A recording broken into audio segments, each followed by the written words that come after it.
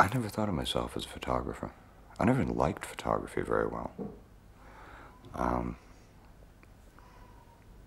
I never felt any allegiance to its so-called history. And to this day, I don't really believe that it has a history.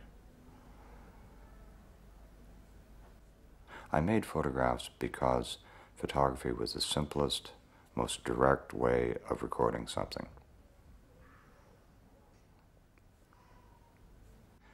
I worked in photography because it was the most conventional. It was a form of visual notation that has, of course, since been supplanted by other things, by video, whatever. But at that time, it was probably the most simple and in a certain way unpretentious way to work. Anyone can take pictures.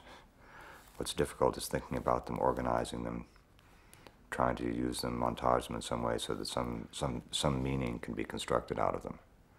And that's really where the work begins.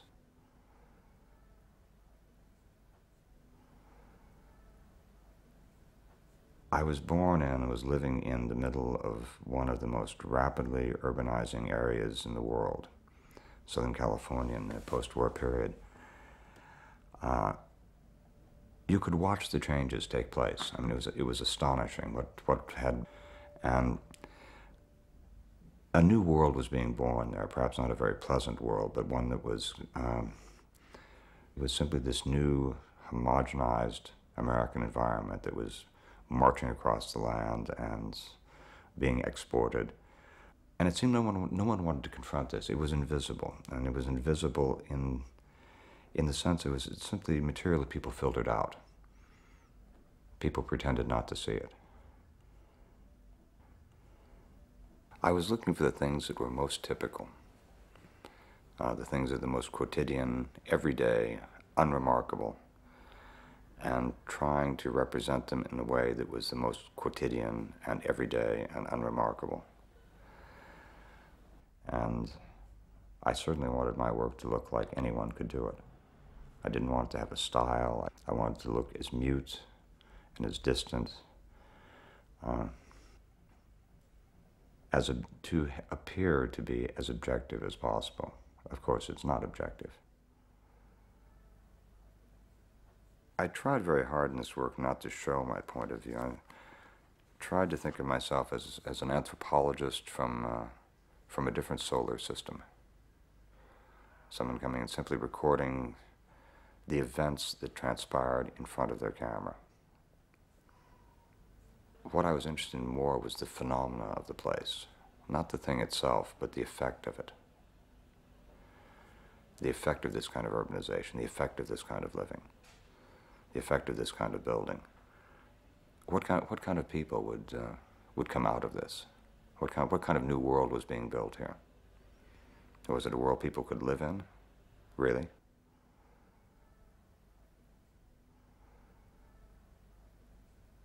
I became even more and more interested in things that were marginalized, in things that were really obscene. That is, in the literal sense of the word, things that were off of the scene, that were never observed, were never spoken about, because they were so ordinary and quotidian, because they were so commonplace, because they were in some way disgusting, because they reminded us of our mortality. I mean, from that work, I began to work in a place where there was no construction at all. It was just a wasteland.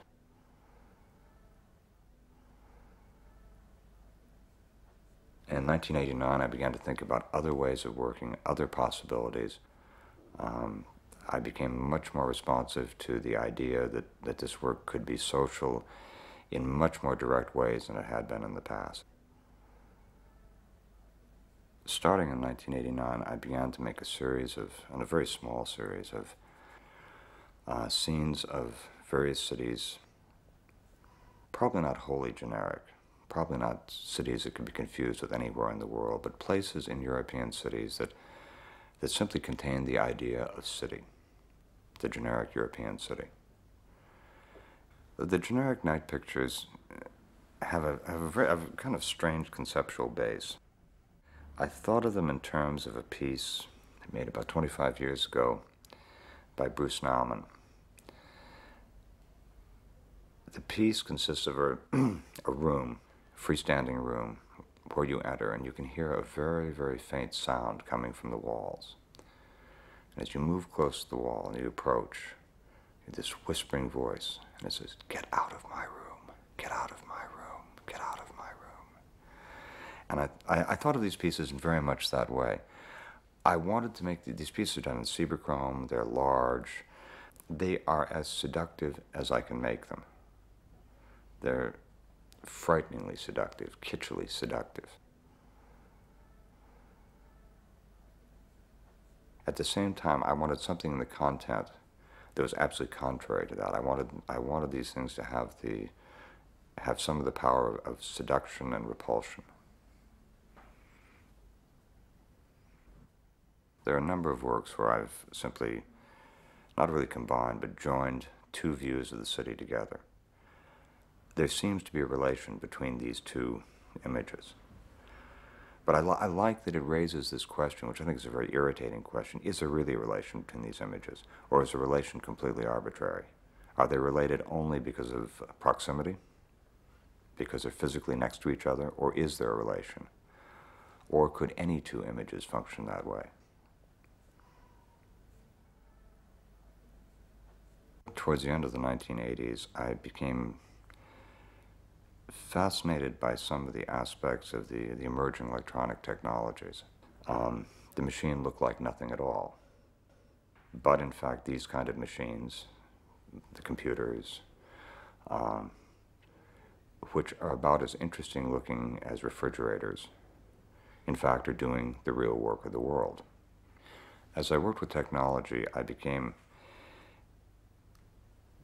increasingly aware of the uses of that technology in social manipulation, combined with an unrelenting surveillance of the population.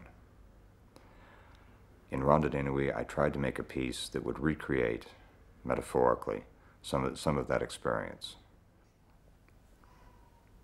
Well, the piece is composed of 12 panels and have an overall dimension of 2 meters high by 12 meters long. The panels are Cibachrome prints. They were either taken from video surveillance cameras or they were printed to look as though they may have been. Some of the panels are very, very high definition, very photographic, very tactile. Other panels are extremely low definition, so much so that, in fact, each one of the panels demands a different viewing distance to gestalt the content of the image. There is no one fixed viewing position. To look at this piece, one would have to move close and far, and essentially be manipulated by the piece itself. It's never certain, this piece, after all, who is the victim and who is the perpetrator, who is being watched, who is watching. The second piece that derived out of the study of the sites of technology was a piece called Docile Bodies. I took the title from Michel Foucault, and it was an investigation of medical technologies, but more precisely an investigation of the relationship between the patient and the health provider, the doctor, the hospital. The condition of total reliance and total helplessness, total docility of the patient in face of the overwhelming power of medical science and technology, which raises certain interesting questions. It's absolutely benign. Lives are saved. People are healed.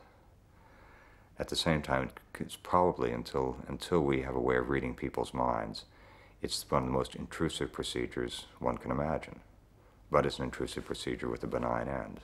But can we imagine a less benign end to this?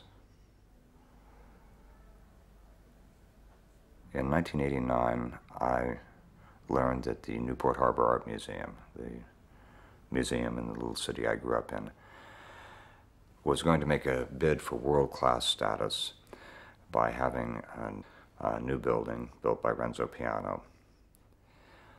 I offered myself to make a document, a survey of the new site of the building.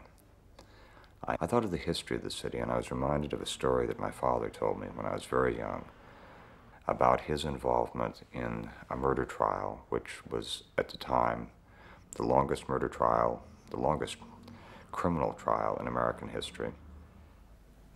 When I proposed the project, the Newport Harbor Art Museum, it wasn't what they'd expected, and it was in due course refused.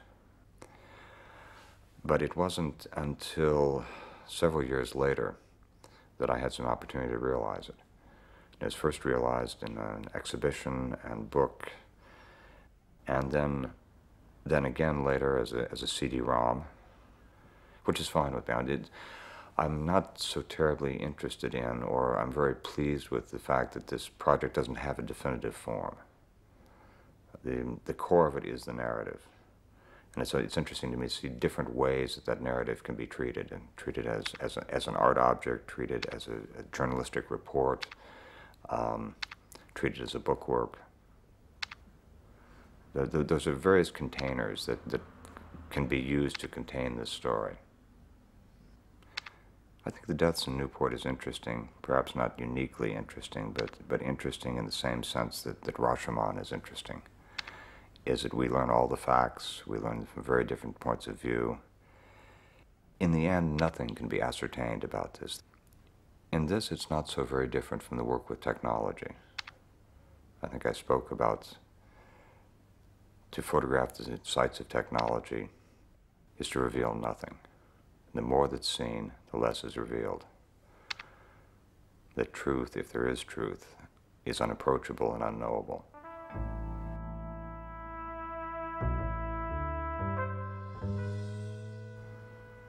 There is no fixed form for this piece.